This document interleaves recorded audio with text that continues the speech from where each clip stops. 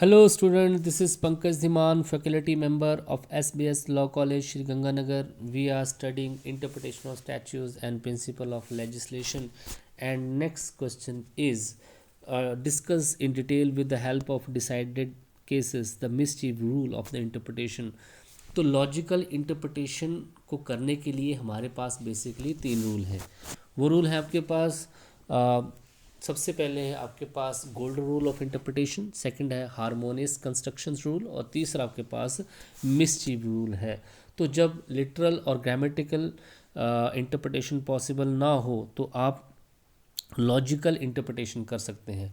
Logical और grammatical interpretation में आप तीन तरीके से इंटरप्रिटेशन कर सकते हैं, जिसमें गोल्डन रूल है, हार्मोनियस रूल है और आपके पास मिसचीव रूल है। तो गोल्डन रूल और हार्मोनियस रूल जो है आप ऑलरेडी पढ़ चुके हो।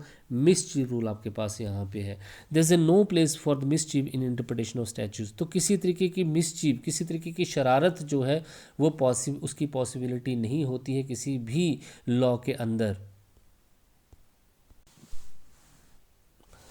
Maxwell also says that that it is duty of the court regarding the interpretation statute that they should do construction in such a way that mischief get no place in it। तो Maxwell ने भी यही बोला है कि interpretation इस तरीके से की जानी चाहिए कि किसी भी तरीके की कोई भी जो है मिसचीफ में शरारत, किसी तरीके की हानि जो है, कोई दुसाहस जो है उस लॉ, उस स्टैट्यूट में नहीं होना चाहिए जो कि लॉ बनाया गया है। पांडुरंग डग्डू पास्ते वैसे रामचंद्र बाबूराव हेरारी के केसेस में भी यही बोला गया। Mumbai high court decided that the literal grammatical interpretation is the only interpretation which will further the aim and object of the enactment and will prevent the mischief.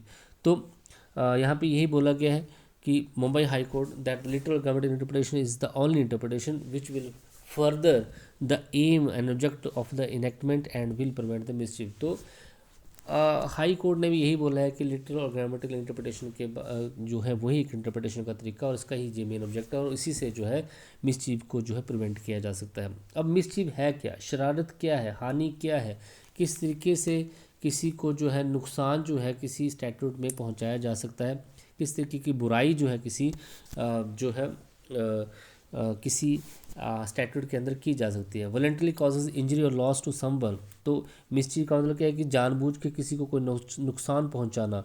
The mischief rule in content of the interpretation means to prevent the misuse of the provision of the statute. तो mischief rule of interpretation ये बताता है कि जो miss use किया जा रहा है किसी कानून के प्रोविज़न का, प्रावधान का, उसको कहीं ना कहीं प्रिवेंट करना है। Mischief rule should not have a place in the statute. Mischief का कोई भी जो है किसी को इंजरी पहुंचाने वाला कोई भी प्रोविज़न जो है वो कानून में नहीं होना चाहिए। If attempt is made to add mischief in any statute then it must be prevented by the mischief rule. अगर किसी तरीके की शरारत या फिर कोई बुराई या कोई हानि जो है किसी कानून के थ्रू जो है करने की कोशिश की जाती है तो उसको प्रिवेंट वहाँ पे किया जाना चाहिए। The rule of mischief says that the statute should be construed in such a way of suppress the mischief. तो रूल ऑफ मिसचीफ यही बताता है कि कानून को इस तरीके से कंस्ट्रक्ट किया जाना चाहिए, इस तरीके से इंटरप्रेटेड किया जाना चाहिए कि उसमें किसी भी तरीके कोई भी शरारत या हानि वहाँ पे ना हो। स्मिथ वजी ह्यूज का केस है। इस केस में स्ट्रीट ऑफेंस एक्ट के under it provide the prohibition of inducement by the prostitutes over the road to passing the public. इस एक्ट के अंडर जो वेश्या होती हैं उनको रोड पे किसी को रोकने या किसी को इंड्यूस करने की मनाही थी। This act was interpreted in such a way to misuse it by not including the inducement by prostitute from the windows और बालकनीज ऑफ देयर हाउसेज। तो इस एक्ट में जो है रोड पे तो वेश्या जो है किसी को भी इंड्यूस नहीं कर सकती थी वेश्यावृत्ति के लिए, लेकिन वो अपनी खिड़की से या अपनी बालकनी से ऐसा कर सकती थी। बट कोर्ट ने यही बोला कि इट इज़ द मिसचीफ, ये गलत है। But the court while rejecting the agreement that the inducement by the prostitutes from the Windows and balconies of their house is also prohibited under this act. लेकिन court ने यही interpret किया कि balcony और window से भी अगर prostitution वहाँ पे इंड्यूस करने की कोशिश करती है लोगों को तो वो प्रोहिबिटेड किया जाना चाहिए, because the purpose of the act is to prevent the prostitution. लेकिन पर्पस क्या है, इस एक्ट का पर्पस क्या है, वो है वैश्यावृत्ति को रोकना। तो किसी भी तरीके से मिसचीफ उसमें नहीं किया जा सकता है। A similar important case is the Hayden's case. Hayden lay down those 4 points which are required to be considered while interpretation। तो हेडन का केस है, इस केस में भी कुछ प्रिंसिपल्स जो है बताए गए हैं, कुछ पॉइंट्स बताए गए हैं कि किस तरीके से इंटरप्रिटेशन की जानी चाहिए अगर मिसचीव अगर किसी स्टैट्यूट या लॉ में है। What was the common law prevailing before the passing of the act. तो अगर मिसचीव है किसी स्टैट्यूट में तो पहले उसकी इंटरप्रिटेशन करते टाइम कोड ये देखें कि उस एक्ट से पहले कौन सा लॉ जो प्रिवेल था, कौन सा लॉ पास हुआ था। विच इज़ द मिसचीव और defect for that there was no provision in the common law. Which is the mischief, कौन सा मिसचीव है, कौन सा डिफेक्ट है जो कि कॉमन लॉ में नहीं होना चाहिए। तीसरा, what remedy was decided or promised by the parliament to remove the defect of the commonwealth। इस तरीके से कौन सी रेमेडी जो है पार्लियामेंट ने प्रोवाइड कर रखी है इस डिफेक्ट को रिमूव करने के लिए। What is the actual reason for the remedy, और रेमेडी का एक्चुअल रीज़न क्या है, ये सारी चीज़ें स्टडी की जा सकती हैं जब मिस चीफ रूल के अंदर जो है इंटरप्रिटेशन की जाए। In the contest of the above propounding it is duty of the court to construe the state statute in such a way to suppress the mischief and encourage the remedy according to the intention of the legislature। तो इस rule के according ये court की duty बन जाती है कि जो भी मिसचीव जो है किसी स्टैट्यूट में है उसको सप्रेस किया जाए और इनकरेज की जाए उसकी रेमेडी जो कि उस एक्ट की इंटेंशन के अकॉर्डिंग होनी चाहिए। Two important formulas related to the mischief are the pro provided commando and the pro bono publico। both this formula means that the court should construe the state in such a manner as to suppress the mischief and encourage the remedy। तो दोनों इन words का जो meaning है, formula का meaning यही है कि court जब भी इंटरप्रिटेशन करे या कंस्ट्रक्शंस करे किसी भी स्टैट्यूट की तो उसका मेन पर्पस जो है मिसचीफ को सप्रेस करना होना चाहिए, दबाना होना चाहिए, और रेमेडी जो है क्या है उसके अंदर वो देने की कोशिश की जानी चाहिए। Simultaneously further mischief could be prevented on finding out the intention of the legislature. इसके अलावा जो है मिसचीफ जो है उसको प्रिवेंट किया जा सकता है लॉ की रियल इंटेंशन को जान के। It should be encourage in such a way that the intention is achieved. इसको इस तरीके से किया जाना चाहिए ताकि कानून का जो ऑब्जेक्ट है, जो आशय है, वो पूरा हो सके वहाँ पे। Pro dicey in the Professor Dicey in the book Jurisprudence says that the mischief rule can encroach upon the literal and grammatical interpretation of the statute. Court should construe the statute as possible in such a manner to suppress the mischief and remedy is easily। तो mischief rule के अंदर दो ही चीज़ों को करना जरूरी है। एक तो एक्ट को उस तरीके से कंस्ट्रू किया जाए ताकि इंटेंशन ऑफ द लेजिस्लेचर सामने आ सके, और दूसरा रेमेडी भी प्रोवाइड वहाँ पे की जाए। Alamgir versus state of Bihar AIR 1959 का केस है। इस केस में under the section 498 of the Indian penal code a married women was living with the appellant on his own will. एक मैरिड वुमेन जो थी वो अपीलेंट जो इस केस में उसके साथ जो है अपनी इच्छा से रह ली थी। Appellate argued that it does not fall with in the limits of section 1948। Appellate यही बताता है कि वो सेक्शन 498 के लिमिट्स में नहीं आता है क्योंकि वो लेडीज़ जो है वो अपनी इच्छा के साथ उसके साथ रह रही है, ये एडल्ट्री नहीं बनती है। But supreme court said while rejecting this argument that the section 498 contain the word taking और इंटाइसिंग ऑफ द कंसीलमेंट और डिटेन। तो इसमें जो है बड़े सारे वर्ड यूज़ किए गए हैं, taking, inciting, concealment, detained। The appellant case falls within the last word detained because the intention is to avoid the mischief of preventing the husband from having intercourse with his wife।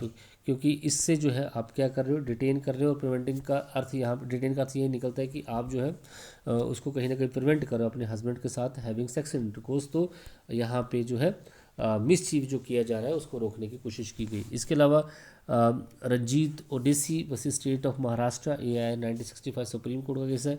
The accused was charge under the section 292 of the Indian penal code 1860 which is punishable offence for selling of having possession of sale of obscene book. तो जो अश्लील किताबें होती हैं उनसे related ये case है। यहाँ पे सेक्शन 292 का ये केस बनता है जहाँ पे ये एक पनिशेबल ऑफेंस है किसी तरीके का जो है ऑब्सीन बुक जो है जो अश्लील किताबें हैं उनको बेचना या उनको अपने पोजेशन में रखना। Accused argued that the shopkeeper is not expected to go through the each book to see as to whether book contain obscenes literature. यहाँ पे एक्यूज ने यही जो है दलील दी कि किसी भी शॉपकीपर के पास इतना टाइम नहीं होता है कि वो हर एक बुक को गो थ्रू करे और देखे कि किस बुक में जो है अश्लील मटेरियल लिख रखा है। He had no ready the book of Lady Chatterley lovers, he has not read the book. उसने ये बोला, रेडी नहीं होगा, रीड होगा। उसने यही बोला कि उसने इस जो Lady Chatterley and lover earlier book जो है, इसको ना तो उसने रीड किया है, ना ही उसको पता है कि इसमें जो है कोई ऑप्शन मटेरियल है। But the supreme court rejected the argument of the accused of the basis of mischief rule. लेकिन सुप्रीम कोर्ट ने उसकी इस आर्गूमेंट को रिजेक्ट कर दिया on the basis of mischief rule को। किसी भी मिसचीफ का जो है फ़ायदा जो है यहाँ पे नहीं लिया जा सकता किसी भी एक्ट के अंदर। इसके अलावा शिवांती लाल वसी इनकम टैक्स कमिश्नर AI 1968 का केस है। Supreme court said that it is well established rule of the interpretation that the word used in the statute should be construed in such a way to prevent the mischief और consequences from it and achieve the intention behind the statute. तो जो चीज़ें पहले बोली गई है वो यहाँ पे बोली गई है। प्यारेलाल वसी Ramchandra Mahadev AI 1974 Supreme court का केस है। A exciting questions arose in the matter, accused was charge on sweetening the supari with artificial sweetener. तो यहाँ पे अक्यूज़ पे चार्ज लगा हुआ है कि उसने जो है सुपारी को जो है मीठा किया है आर्टिफिशियल स्वीटनर के साथ, आर्टिफिशियल स्वीट के साथ। ही आर्ग्यू दैट द सुपारी was not in food under the food alteration act 19। और उसने ये आर्गूमेंट दिया कि ये किसी तरीके की फूड अल्टरेशन नहीं है और सुपारी जो है वो फूड में नहीं आती है। Under section Supreme court rejected the argument and held that the supari is an article of food. लेकिन सुप्रीम कोर्ट ने इसको फूड ही माना यहाँ पे। The definition of food should be interpreted in the context of mischief. तो food की definition को उस तरीके से इंटरप्रेट किया जा सकता है जिससे मिसचीफ के कॉन्टेक्स्ट में, ताकि जो है किसी के साथ, ताकि मिसचीफ को वहाँ पे दबाया जा सके। तो जहाँ पे मिसचीफ हो रहा हो तो फूड की डेफिनेशन को उसके कॉन्टेक्स्ट में जो है डिफाइन किया जा सकता है। और सुपारी को यहाँ पे जो है एक फूड की जो है संज्ञा दी गई। Glaxo laboratories versus presiding officer, supreme court said that the purpose of interpretation is to give effect to an intention underlying lead to the absurdity it has to be given effect to. Therefore, unless the literal or grammatical instruction lead to the absurdity, it has been given effect to it. If the two constructions are possible, that the construction which advances the intentional legislation and remedies mischief rule should be accepted. तो इस case में भी यही बोला गया कि mischief rule के under दो चीज़ें करनी है। सुप्रीम कोर्ट यही बोल रहा है कि एक तो स्टैट्यूट की रियल इंटेंशन का पता लगाना, और दूसरा उसके लिए रेमेडी जो है वो भी प्रोवाइड करनी है। ये सारी चीज़ें अभी वहाँ पे बता गई। तो इस सारी डेफिनेशन से आप जो है मिसचीफ रूल की ये जो है मीनिंग यहाँ पे निकाल सकते हैं। Statute should be construed in according to the intention of the legislature.